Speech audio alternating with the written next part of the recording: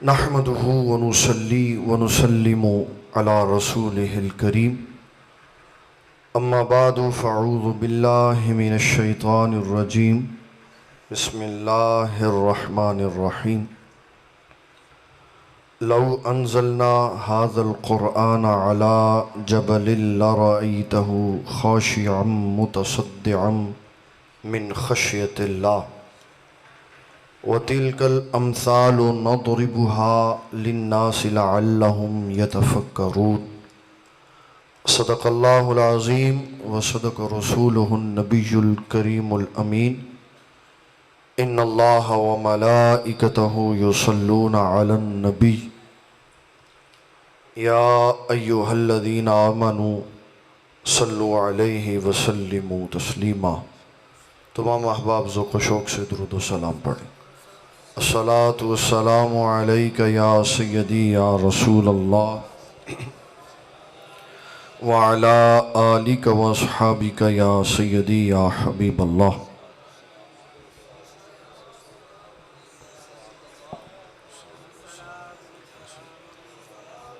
تمام احباب ذوق و شوق سے درود شریف پڑھیں۔ الصلاۃ والسلام علیک یا سیدی یا رسول اللہ وعلی آلک واصحابک یا سیدی یا خاتم النبیین۔ انتہائی واجب الاحترام علماء کرام، فضلاء اعظام اور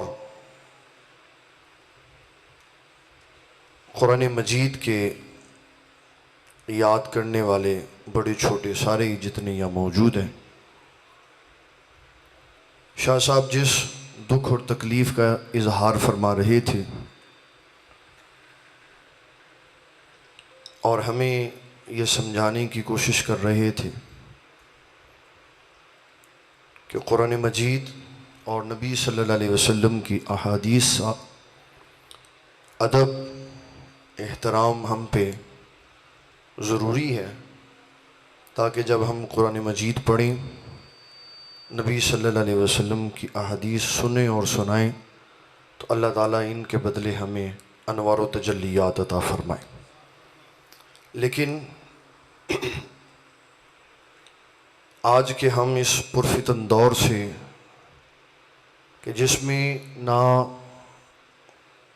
قرآن مجید کی تعلیم کا نہ اس کے ادب و احترام کا خیال رکھا جاتا ہے، اب بات یہاں تک پہنچ گئی ہے کہ لوگ اپنے آپ کو مفکر اور اسلامی اسکالرز کہنے والے نبی صلی اللہ علیہ وسلم کی عزت کا بھی خیال نہیں رکھتے۔ ابھی پچھلے 1-2 دن کی بات ہے، ایک بندہ یوٹیوب پہ نفل کی یہ تعریف کر رہا تھا کہ نفل اس عبادت کو کہتے ہیں جو فضول ہوتی ہے، نفل اس عبادت کو کہتے ہیں جو فضول ہوتی ہے، اور پھر اس نے اس کو الیبوریٹ کر کے پوری وضاحت کی کہ نفل وہ عبادت ہے جو حضور فضول عبادت کرتے تھے۔ کدھر رہ گیا ایمان باقی؟ یہ وہ بندہ ہے جس کو سوشل میڈیا کا سہارا ہے اور کروڑوں سے زائد اس کی ویورشپ ہے، اور وہ سارے کچے ذہن والے بچے جب وہ یہ سنیں گے کہ نبی صلی اللہ علیہ وسلم کی عبادت کو فضول عبادت کہنا جائز ہے تو کدھر ایمان اور دین کی بات رہ جائے۔ حدیث شریف میں آتا ہے نبی صلی اللہ تعالیٰ علیہ وسلم آپ نے عشاء کی نماز پڑھی اور 2 نفل پڑھنے کے لیے کھڑے ہو گئے۔ کتنے نفل؟ 2۔ ان 2 نفلوں میں آپ نے سورۃ البقرہ شریف ساری پڑھی، سورہ آل عمران پڑھی، سورۃ النساء پڑھی، سورہ مائدہ پڑھی اور سورۃ انعام پڑھی، اور 2 رکعتوں میں آپ نے ساری رات گزار دی۔ اور نفل کی اتنی غلط تشریح کر کے یہ تاثر دیا کہ امت کو نفل پڑھنے کی ضرورت نہیں ہے، یہ فضول عبادت ہے، اور یہ نہیں دیکھا کہ نبی صلی اللہ علیہ وسلم نے نوافل سے کتنی محبت فرمائی۔ امام بخاری رحمۃ اللہ تعالیٰ علیہ فرماتے ہیں نبی صلی اللہ علیہ وسلم نے سفر میں بھی کبھی تہجد کے نفل نہیں چھوڑے تھے، سفر میں بھی کبھی تہجد کے نفل نہیں چھوڑے تھے، اور کتنا ادب تھا، کتنی محبت کے ساتھ وابستگی تھی۔ عبداللہ بن مسعود رضی اللہ تعالیٰ عنہ فرماتے ہیں میں پیچھے تھا اور نبی صلی اللہ علیہ وسلم آگے تھے، تو آپ نے تہجد کے نوافل سواری پہ شروع فرمائے اور نفل شروع فرمائے تو نیند آ گئی، تو فرماتے ہیں میں نے دیکھا کہ آپ بائیں طرف تھوڑا نیچے ہو رہے ہیں، تو مجھے خیال آیا کہ کہیں ایسا نہ ہو آپ نیچے تشریف لے آئیں۔ عبداللہ ابن مسعود کہتے ہیں میں نے اپنا کندھا ساتھ لگا دیا، آپ نے جب تک آرام فرمانا تھا فرمایا، اور پھر جب آپ کی آنکھ کھلی تو دیکھا کہ عبداللہ ابن مسعود کا کندھا ساتھ لگا ہوا ہے۔ آپ نے وہ نفل پورے فرمائے تو پھر فرمایا یہ کیا ہے؟ کہ حضور آپ نوافل پڑھ رہے تھے، میں برکت حاصل کر رہا تھا۔ امام بخاری رحمۃ اللہ تعالیٰ علیہ نے بخاری شریف میں کہا، یہ کتاب ہے مسافر کیسے نماز پڑھے گا، اس میں امام بخاری رحمۃ اللہ تعالیٰ علیہ فرماتے عبداللہ ابن عمر رضی اللہ تعالیٰ عنہ کو یہ بڑی خواہش تھی کہ لوگوں کو ہر دوسرے دن کوئی نہ کوئی خواب آ جاتا، تو وہ حضور صلی اللہ تعالیٰ علیہ وسلم سے اپنا خواب عرض کرتے، تو آپ صلی اللہ علیہ وسلم اس کی تعبیر سناتے، تو کبھی مجھے بھی کوئی خواب آئے تو میں بھی اس کی تعبیر سناؤں۔ تو فرماتے ہیں ایک دن مجھے خواب آیا، خواب کیا آیا کہ میں نے دیکھا کہ دو فرشتے مجھے اٹھا کے لے گئے، اور ایک کنویں میں آگ جل رہی ہے اور اس کے اندر مشین لگی ہوئی ہے جو بندے کاٹتی ہے، تو کہتے ہیں میں نے وہاں وہ چہرے بھی دیکھے جن کو میں پہچانتا تھا، تو میں نے کہا یا اللہ مجھے دوزخ کی آگ سے بچانا۔ تو ایک دوسرا فرشتہ کہنے لگا عبداللہ ابن عمر تو ان میں جانے والوں میں نہیں ہے۔ اب بڑی مدت خواب کی خواہش کی، اب خواب آیا تو اس طرح کا آیا، تو اپنی ہمت نہ ہوئی کہ میں نبی صلی اللہ علیہ وسلم سے کیسے عرض کروں۔ ام المومنین سیدہ حفصہ رضی اللہ تعالیٰ عنہ سے کہا کہ آپ حضور پاک صلی اللہ علیہ وسلم سے اس کی تعبیر پوچھ دیں۔ انہوں نے عرض کی تو نبی صلی اللہ علیہ وسلم نے فرمایا عبداللہ بڑا اچھا آدمی ہے، عبداللہ بڑا اچھا آدمی، اللہ اس کی شان کو اور بلند کر دے اگر یہ نماز تہجد پڑھنی شروع کر دے۔ آپ نے تو اس طرف لگایا، اور امام بخاری رحمۃ اللہ تعالیٰ علیہ فرماتے ہیں اللہ تعالیٰ کے قرب کو پانے کے لیے فرائض کے بعد جو سب سے عالی شان شے ہے وہ نوافل ہے، اور ہم بدقسمتی سے ایسے لوگوں کے ہتھے چڑھ گئے ہیں جو کہتے ہیں نفل نہ پڑھو، یہ ضروری نہیں ہے، یہ ضروری، پہلے کہتے تھے یہ ضروری نہیں ہے، اب کہتے ہیں فضول ہے، اب کہتے ہیں۔ امام نسائی نے لکھا کہ جب اللہ تعالیٰ حساب و کتاب لے گا نا تو فرائض کم ہو جائیں گے، تو فرشتے پوچھنے کی ضرورت نہیں پڑے گی، وہ آٹو موڈ پہ ہوں گے، جو اللہ نے پہلے سے ان کو سکھایا ہوا ہے نا، بندے کو پکڑیں گے اور جہنم کی آگ کی طرف لے جائیں گے، تو وہ اللہ تعالیٰ کی بارگاہ میں کہے گا مولا مہربانی فرما، پھر پوچھا جائے گا اس کو جہنم کی طرف کیوں لے کے جا رہے ہو؟ کہا مولا اس کے فرائض کم ہو گئے، تو اللہ تعالیٰ جل جلالہ فرمائے گا دیکھو اس کے نوافل ہیں، اگر نوافل ہیں تو ان کو فرائض بنا کر اس کے فرض پورے کر کے اس کو جنت میں بھیج دو۔ تو جب قوم کو نوافل ہی نہیں پڑھنے دیے، ان کا نہیں بس فرض ضروری ہیں، نبی صلی اللہ علیہ وسلم نے بڑی سخت تنبیہ فرمائی، آپ نے فرمایا اگر تمہارے سر پر دشمن کے گھوڑے بھی کھڑے ہوں نا تو پھر بھی تمہیں فجر کی سنتیں چھوڑنے کی اجازت نہیں ہے، یہ فضول عبادت ہے، یہ فضول ہے۔ فرمایا دشمن کے گھوڑے بھی کھڑے ہوں نا تو تمہیں فرض کے علاوہ فجر کی سنتیں چھوڑنے کی اجازت نہیں. اور پھر فرمایا میرا امتی اس وقت تک رات سونے کے لیے اپنے بستر پہ مت لیٹے جب تک وہ نماز عشاء کے بعد وتر نہ پڑھ لے. لیکن اس کو بڑا آسان سمجھ کے، اور سب سے بڑی حیرت کی بات یہ ہے کہ کوئی ہاتھ بھی نہیں ڈالتا، لگامیں اتاری ہوئی ہیں اور چھوڑا ہوا ہے، جس مرضی ذات پہ جس مرضی طرز کے فکر کہہ دو، کوئی پوچھنے والا نہیں. ادارے سوئے ہوئے ہیں، ان کی آنکھیں بند ہیں، کس واقعے کا انتظار کر رہے ہیں؟ کیا پھر کوئی المناک واقعہ ہو جائے تو پھر اداروں کی آنکھیں کھلیں گی کہ ایک بندہ علل اعلان رسول اللہ کے عبادت کے معاملے کو کہتا ہے یہ فضول عبادت ہے، نفل فضول ہے، اور کوئی کچھ نہیں کر رہا اس کے اندر. قرآن مجید کی عزت و تعظیم بھی ہے، لیکن اصل عزت و تعظیم نبی صلی اللہ علیہ وسلم کی. آپ ہی نے آ کے سبھی کے حقوق سنائے، آپ ہی نے قرآن مجید کی عظمت و شانیں سنائی. علامہ اسماعیل حقی رحمۃ اللہ تعالیٰ علیہ نے تفسیر روح البیان میں لکھا ہے، سورۃ یاسین میں فرمایا اللہ تعالیٰ جل جلالہ قیامت والے دن قرآن شریف پڑھنے والوں کو کس انعام و اکرام سے سرفراز فرمائے گا. سارے معاملات ہو جائیں گے تو اللہ تعالیٰ جل جلالہ ان حفاظ کرام کی جماعت کو بلائے گا جو حافظ بھی ہیں، قاری بھی ہیں، عالم بھی ہیں اور عامل بھی ہیں.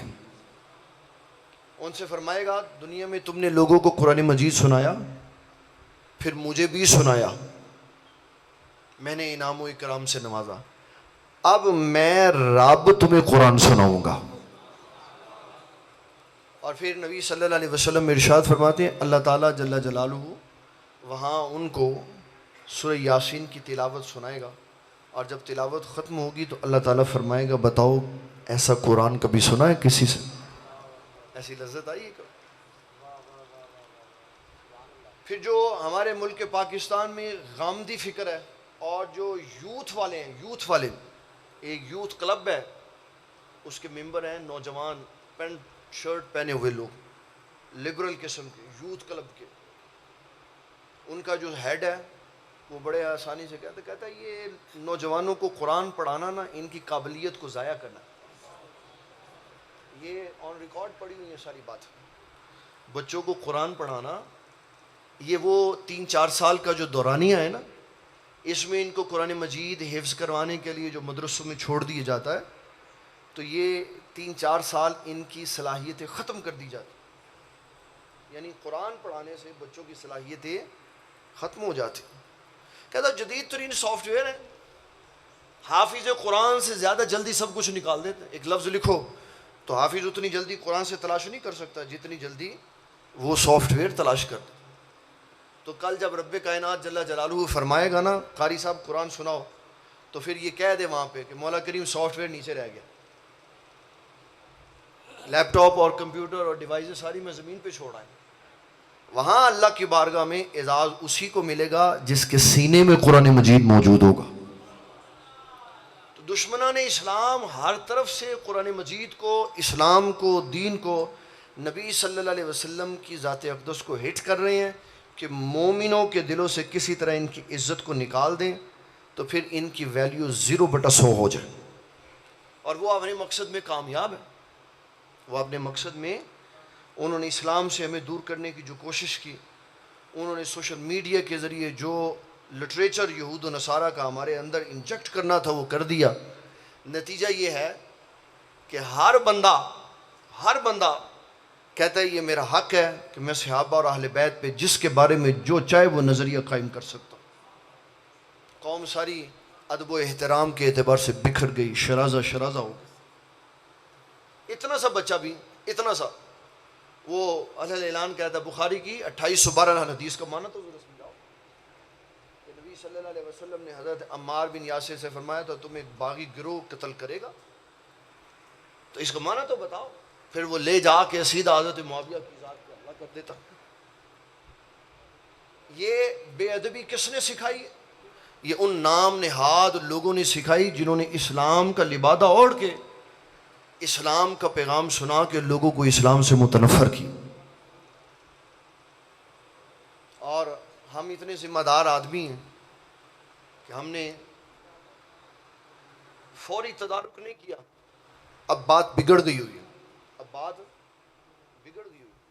اب قوم کو ادب کے دائرے میں لانا بڑا مشکل کام. جب جسم کے اندر بیماری بگڑ جائے نا، لا علاج ہو جائے، تو وہ پھر اللہ کا فضل ہو تو ٹھیک ہوتی ہے، ورنہ موت ہی واقع ہوتی ہے، جس طرح معاشرے کی موت واقع ہو گئی. ہم اپنے اسلاف سے یہ سنتے آئے، صحابہ کرام سے لے کے اہل بیت تک، اور آج 14 صدیوں کے بعد تک اللہ کا قرب ملا ہی اس کو ہے جس نے تلاوت قرآن مجید کی اور رات سجدوں میں گزارے. اب قوم کا مزاج تبدیل کر دیا، کہہ رہا نہیں صحابہ تے سوتے رہندے سے.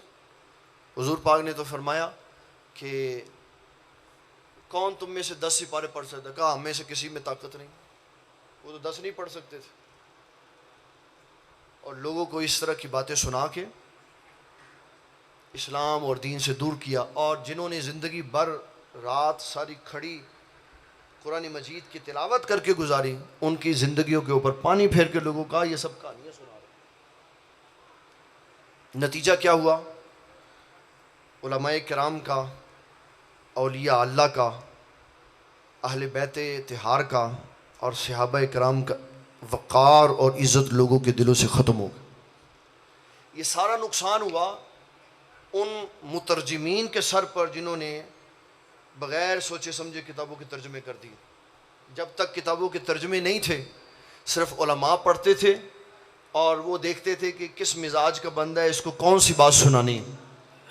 تو صحابہ اور اہل بیت کا ادب ہوتا تھا، جو تنازعات ہوتے تھے اس کے اوپر پردہ پڑا رہتا تھا، اور لوگوں کے اندر عزت و وقار کے ساتھ سارے معاملات چلتے تھے. ہر بندے نے شوخی ماری اور یہ کیا وہ کیا وہ کیا.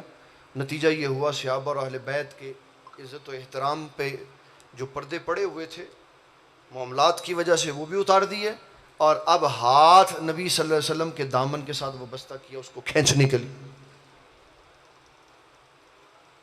یہ بڑی لمحہ فکریہ ہے ہمارے کہ نبی صلی اللہ علیہ وسلم کے بارے میں ایک بندہ دلیری اور اعلان یہ کہہ دیتا ہے اور اس کو کوئی کچھ نہیں کہتا، اور ہر دوسرا بندہ اپنے چینل کی ریٹنگ بڑھانے کے لیے اس کا انٹرویو چلاتا ہے تاکہ مجھے پیسے زیادہ ملے، مجھے اسلام جائے جہاں مرضی جائے، مجھے پیسے ملنے چاہیے. معنی یہ ہوا کہ آج صرف دور رہ گیا ہے پیسے کا، اللہ تعالیٰ کے قرب کی اور تقوی کی کوئی بات نہیں. اس دور میں ہمارے وہ عظیم بزرگ دوست ساتھی جو دن رات قرآن مجید کی علوم دینیہ کی خدمت میں مصروف ہیں، وہ قابل صد تحسین و احترام ہے کہ طوفان کے اس دور میں جس میں آندیاں چل رہی ہیں، یہ اسلام کی شمع کو روشن کر رہے ہیں. جنہوں نے سینکڑوں ہزاروں لوگوں کو قرآن شریف حفظ کروایا، عالم دین بنایا، اور کہا جاؤ لوگوں سے جھڑکیاں بھی کھاؤ، گالیاں بھی کھاؤ، مارے بھی کھاؤ، لیکن جاؤ جا کے رسول اللہ کا پیغام سنا کے آؤ. بڑے قابل صد احترام ہیں وہ لوگ جو اس مشکل دور میں اسلام کی تبلیغ کریں. اللہ تعالیٰ نے نبی صلی اللہ تعالیٰ علیہ وسلم کی عزت، عظمت، شان اور وقار جیسے قرآن مجید میں سنائی نا، یہ شان صرف ہمارے آقا صلی اللہ علیہ وسلم کی.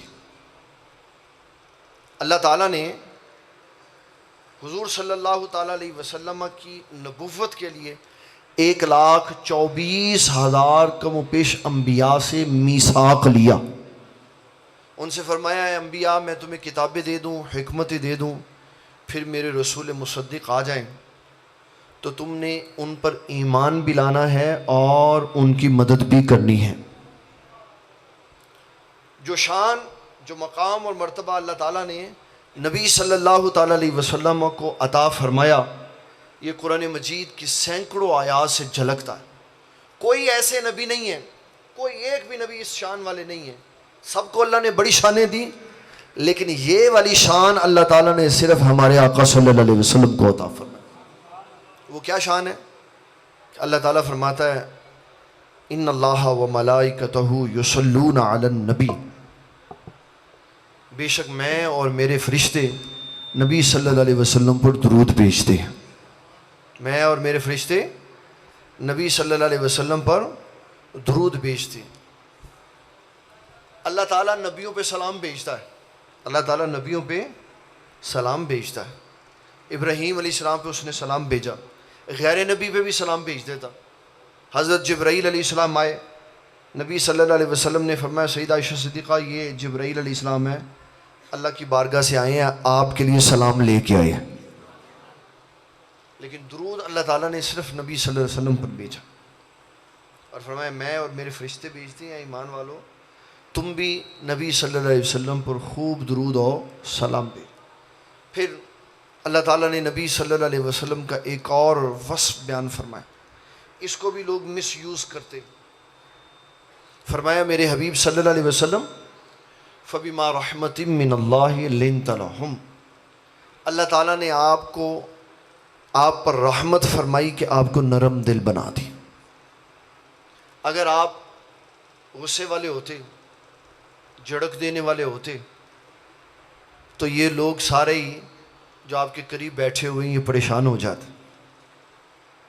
اس کا مس یوز کیا کہ دیکھو حضور تو سب کو معاف کر دیتے تھے، لیکن آج کا مسلمان بڑا اگریسو ہو گیا، یہ کہتا ہے نہیں میں نے اس کو قتل ہی کر دینا، اپنے مقصد کے لیے اس کو استعمال کیا. ابھی ہمارے ہاں لاہور میں ایک بڑا سانحہ ہوا جڑا والا میں، اس میں بڑے بڑے مذہبی لوگ ان کے غیر مسلموں کے ہاں چلے گئے یہ کہنے کے لیے کہ بہت برا ہوا جی، مسلمانوں نے بہت برا کیا. وہ کیا کیوں ہے انہوں نے؟ اس پہ کسی نے بات نہیں کی. وجہ کیا بنی کہ انہوں نے قرآن مجید کو جلایا، اس کو پس پشت ڈال دیا اور اگلے واقعے کی مذمت شروع کر دی. مذہبی تناؤ کیوں بڑھتا ہے، نفرت کیوں پیدا ہوتی؟ اس لیے کہ ہر مذہب کا ماننے والا اپنے مذہب کے بارے میں غیرت رکھتا ہے، اس کے دل میں محبت ہوتی ہے. اور آئین پاکستان نے مذہب اسلام کی مقدسات کا پورا قانون اور ضابطہ بنایا ہوا.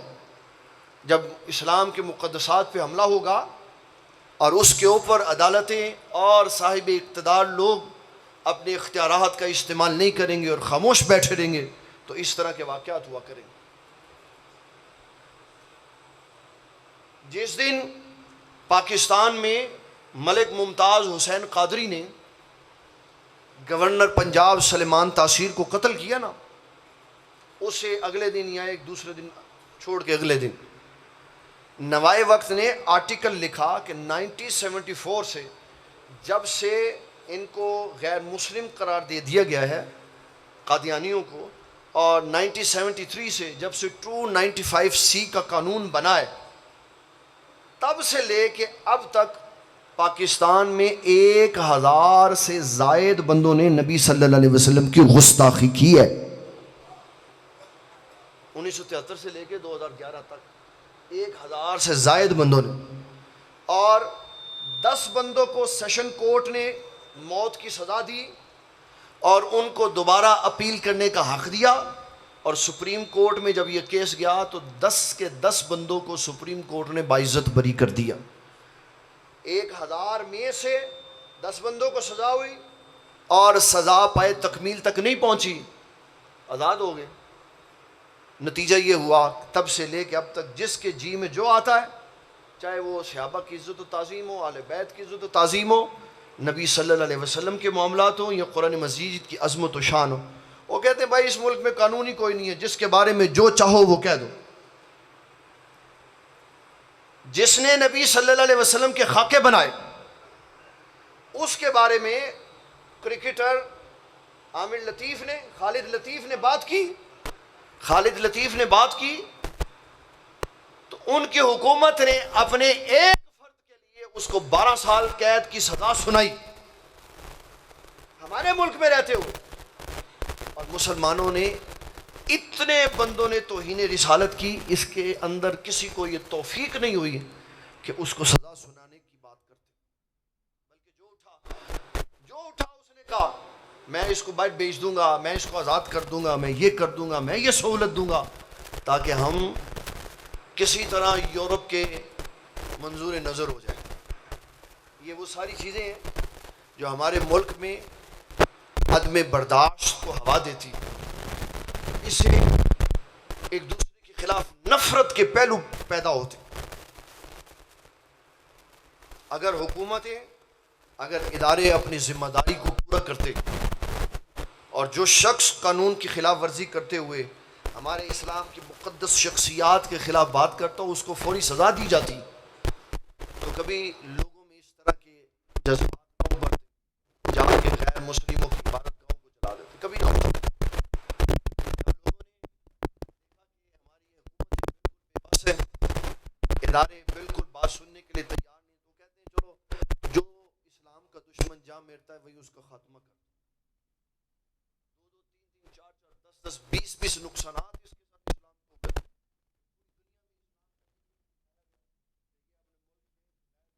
مار دیتے، نیچے والی بات نہیں کسی نے دکھائی۔ اس سارے فتنے کے دور میں، اس ساری پریشانی کی کیفیت میں کہ جس میں مسلمان بڑے سخت حالات میں، اور انٹرنیشنل مشینری یہ چاہتی ہے کہ اسلام کو ختم کر دیا جائے، لبرلزم آ جائے، اسلام کا نام و نشان ختم۔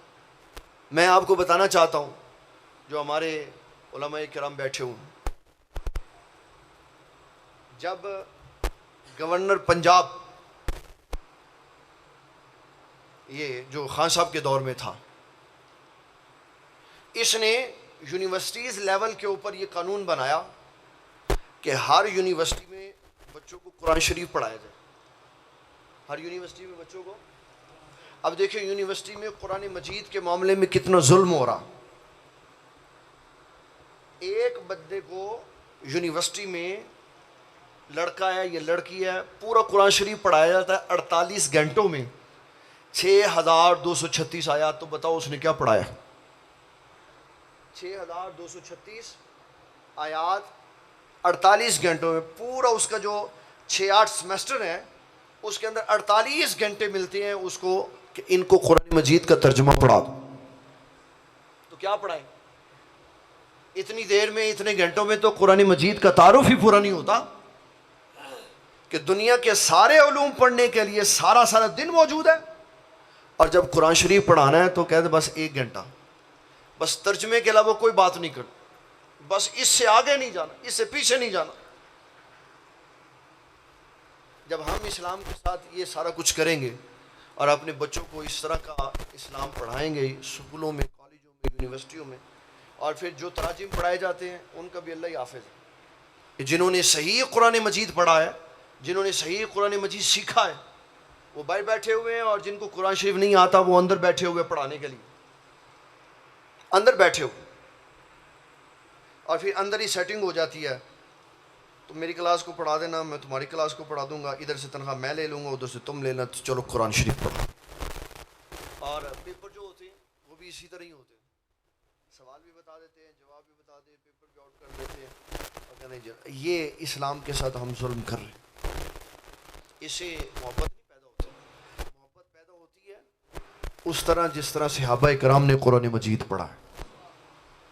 حضرت اسید بن حضیر رضی اللہ تعالیٰ عنہ، امام بخاری رحمۃ اللہ تعالیٰ علیہ فرماتے آپ ساری رات تلاوت قرآن مجید کیا کرتے تھے، حضرت اسید بن حضیر۔ ابھی انہوں نے مجھے بتایا، ڈاکٹر محمد حسین یوسفی صاحب نے، کہ ہمارے ہاں حویلی لکھا میں جب کوئی بچہ قرآن شریف حفظ کرنے کے لیے آتا ہے تو رواج یہ ہے کہ 5 سپارے حفظ کر کے پھر پیچھے سے سارے سنتے تاکہ اس کی منزل پختہ ہو جائے،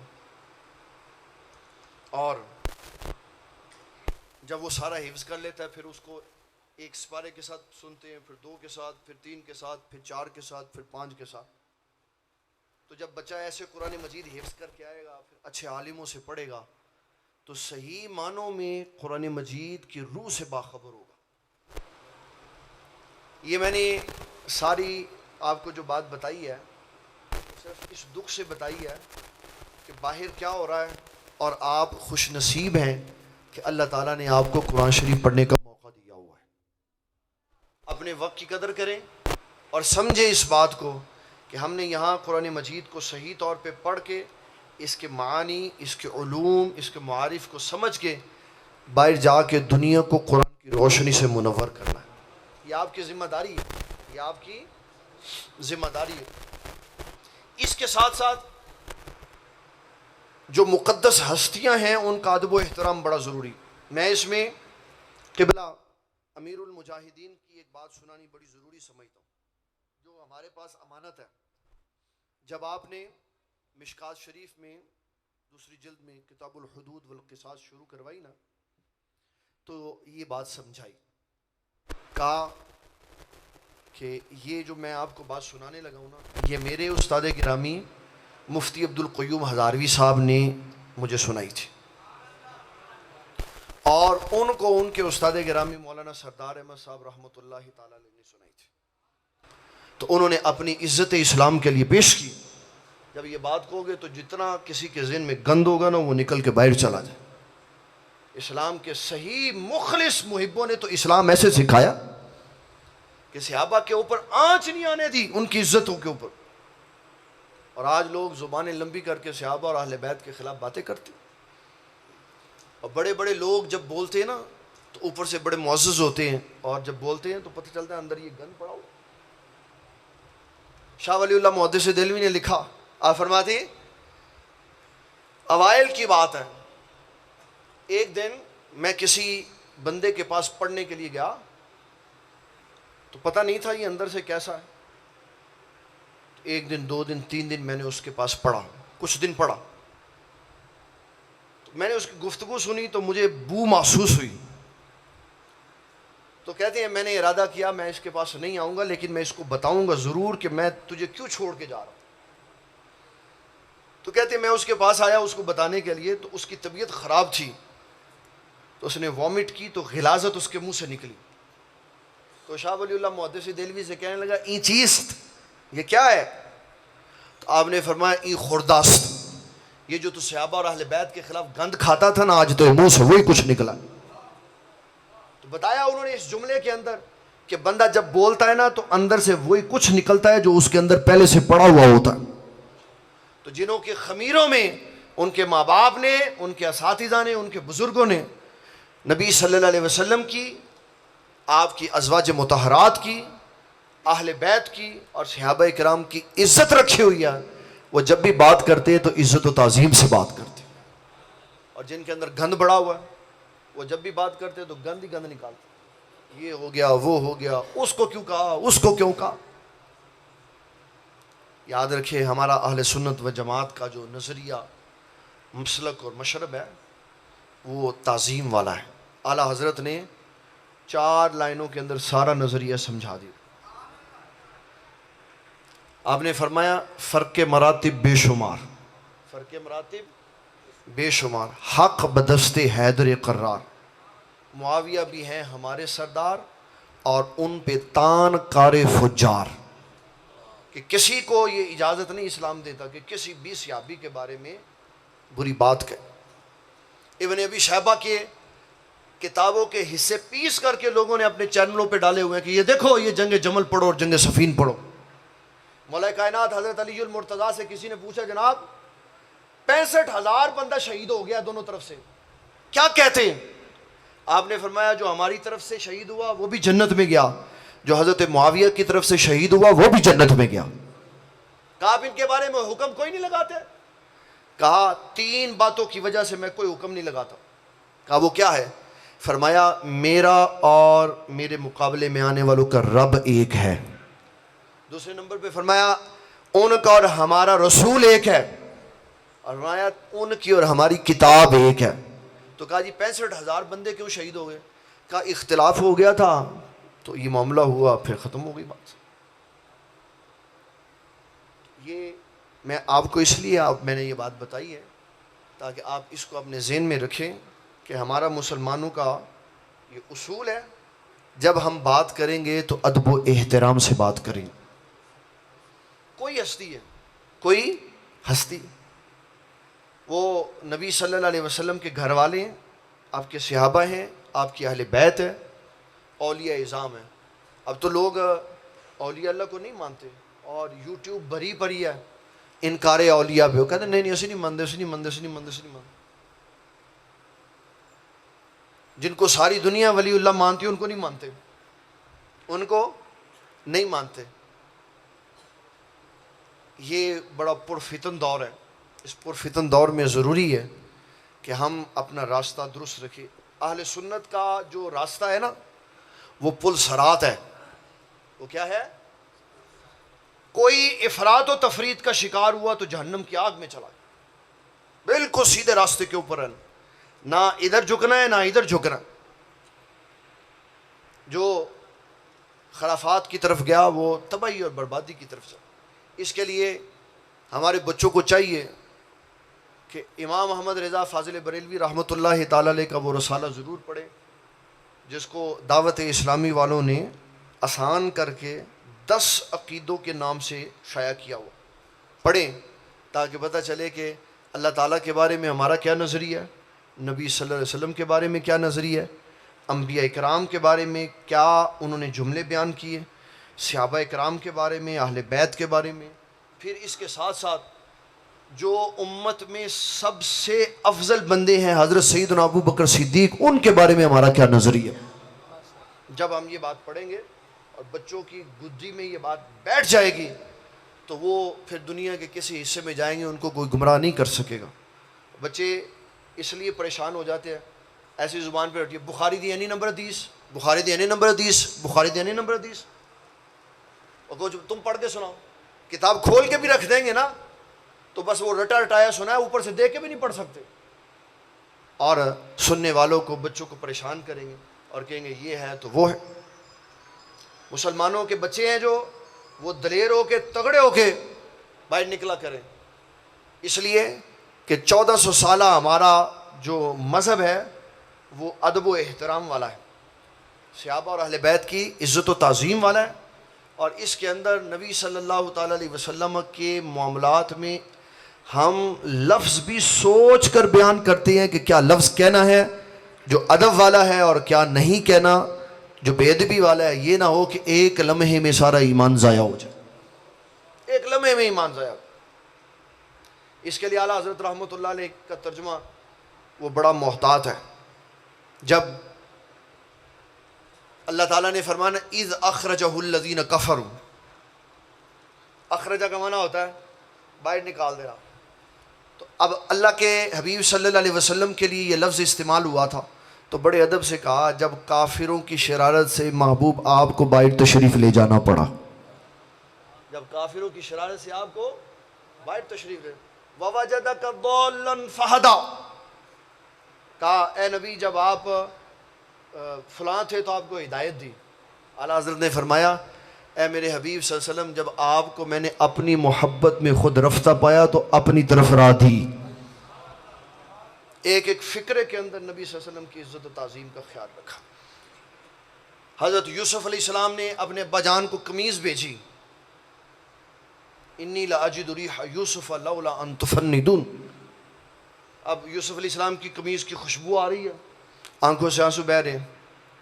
تو بیٹے کہتے ہیں ابا جان ہم تو آپ کو، یہ قرآن شریف کے لفظ ضال کا وہاں ذکر ہوا،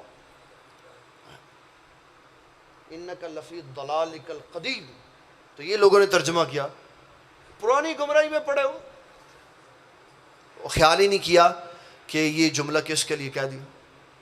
اعلیٰ حضرت فرمانے لگے، بیٹے کہنے لگے ابا جان ابھی تک یوسف کی محبت میں خود رفتہ ہے، ابھی آپ وہ پرانی محبت میں پڑے. تو یہ بتایا ہے کہ ادب والے لوگوں کے پاس بیٹھنے سے انسان کے ادب میں اضافہ ہوتا. کبھی حضرت سیدنا ابو بکر صدیق نے ایک جملہ بھی نبی صلی اللہ علیہ وسلم کے مقام وقار اور مرتبے کے خلاف بات نہیں کی، حالانکہ وہ سب سے زیادہ قریب تھے. وہ کہہ سکتے تھے کہ آپ تو ہمارے ساتھ ہی جوان ہوئے آپ تو، اور وہاں ادب اتنا تھا. حضرت عباس کہتے ہیں کہ ایک بندے نے نبی صلی اللہ تعالیٰ علیہ وسلم کے نسب کے بارے میں یہ بات کی کہ آپ کا نسب فلاں خاندان سے نہیں ملتا بلکہ فلاں سے ملتا ہے. بنو امیہ کا ایک آدمی تھا، اس نے یہ بات کی. حدیث میں اس کا نام بھی ہے. تو نبی صلی اللہ علیہ وسلم نے فرمایا صحابہ من آنا، بتاؤ میں کون ہوں. تو وہاں وہ سارے احباب بیٹھے ہوئے تھے جو نبی صلی اللہ علیہ وسلم کے ساتھ مختلف رشتوں کے ساتھ منسلک تھے. حضرت علی کہہ سکتے تھے وہاں کہ آپ میرے سسر لگتے. سیدنا صدیق اکبر کہہ سکتے تھے جناب تسی میرے داماد لگتے ہو. جب آپ صلی اللہ علیہ وسلم نے فرمایا من آنا تو صحابہ نے سب نے یک زبان ہو کے کہا انت رسول اللہ، آپ اللہ کے رسول ہیں. اور بتایا کہ نبی صلی اللہ علیہ وسلم کو رشتے تعلق داریاں پیچھے رکھ کے رسول اللہ کہنا یہ زیادہ ادب والا جملہ. پھر آپ نے اپنا خود تعارف کرایا، فرمایا ان اللہ خلق الخلق فجعلنی فی خیرہم. اللہ تعالیٰ نے جب مخلوق تخلیق فرمائی نا تو اس مخلوق میں ما سے واللہ جو بھی شامل ہے، زمین آسمان عرش کرسی لوح قلم، تو فرمایا اس میں جو سب سے اعلیٰ شے تھی مجھے اس میں رکھا. ثم جعلہم فرقتین، پھر اس کے دو گروہ بنائے. فجعلنی فی خیرہم فرقہ، مجھے بہترین گروہ میں رکھا. ثم جعلہم بیوتا، پھر اس کے گھر بنائے. فجعلنی فی خیرہم بیتا، مجھے بہترین گھر میں رکھا. پھر آخر میں نتیجہ سنایا، فرمایا انا خیرہم بیتن خیرہم نفسن. فرمایا سنو میرے نسب کے بارے میں بات کرنے والوں، میرا گھر بھی سب سے اعلیٰ ہے، میری ذات بھی سب سے اعلیٰ. یہ ہمارا مسلمانوں کا عقیدہ ہے کہ ہم جب نبی صلی اللہ علیہ وسلم کے بارے میں بات کرتے ہیں تو پھر کوئی کمزور لفظ نہیں استعمال ہو سکتا. کمزور لفظ ہمارے استاد گرامی مولانا امیر المجاہدین علامہ خادم حسین رضوی فرمانے لگے ایک دن کہ یہ جو حرمت رسول ہے نا، نبی صلی اللہ علیہ وسلم کی ذات اقدس کے لیے یہ لفظ بھی بولنا جائز نہیں ہے، کیونکہ اس کے بھی دو معنی، ایک حرام ہے اور دوسرا حرمت ہے. تو فرمایا جس لفظ کے دو معنی ہوں، ایک صحیح ہو پازیٹیو ہو، دوسرا نیگیٹو ہو، رسول اللہ کی ذات اقدس کے لیے وہ بولنا حرام ہے. ہم مسلمانوں کا تو یہ والا اصول ضابطہ کہ جس لفظ میں شک شبہ ہو، رائنا نہیں کہنا، کیونکہ یہودی کہتے تھے رعینا، وہ کہتے ہماری زبانیں ٹیڑھی ہیں. سعد بن معاذ رضی اللہ تعالیٰ کہنے لگے نہیں زبانیں نہیں ٹیڑھی، دل ٹیڑھے ہیں، دل ٹیڑھے ہیں اس لیے تم رعینا کہتے ہو. اللہ نے فرمایا وانظرنا فانظرنا وقولوا انظرنا واسمعوا وللکافرین عذاب علیم. فرمایا یہ کہنا ہے، رائنا نہیں کہنا، یہ کہنا ہو ذرا نظر عنایت یا رسول اللہ. اور پہلے ہی غور سے سنو، پہلے ہی غور سے سنو، اگر کسی نے ایسا کہا تو کافر ہو جائے گا اور اس کے لیے عذاب علیم ہے. ایک لفظ نہیں اللہ تعالیٰ نے برداشت کیا کہ میرے محبوب صلی اللہ علیہ وسلم کے لیے ان کے وقار مقام اور مرتبے کے لیے ایسا لفظ بولا جائے جس کا وزن نہیں. یہ آج کے جو عرس مبارک ہے حضرت علامہ معز الدین رحمۃ اللہ تعالیٰ علیہ کا، سارے قاری، سارے نبی صلی اللہ علیہ وسلم کے اوپر نازل ہونے والی کتاب کے حافظ، دن رات قرآن شریف پڑھنے والے، یہ یاد رکھیں جہاں بھی جائیں نبی صلی اللہ علیہ وسلم کی عزت و تعظیم کی بات کریں. ایسی مجلسوں میں ایسے دوستوں کے ساتھ نہ بیٹھیں، دوستی بھی سوچ سمجھ کے لگائیں. قرآن مجید کہتا ہے کہ وَيَوْمَ يَعُضُّ الظَّالِمُ عَلَى يَدَيْهِ، جو ہے ظالم ایسا ہاتھ کاٹے کہ کاش ہم نے فلاں کو دوست نہ بنایا ہوتا.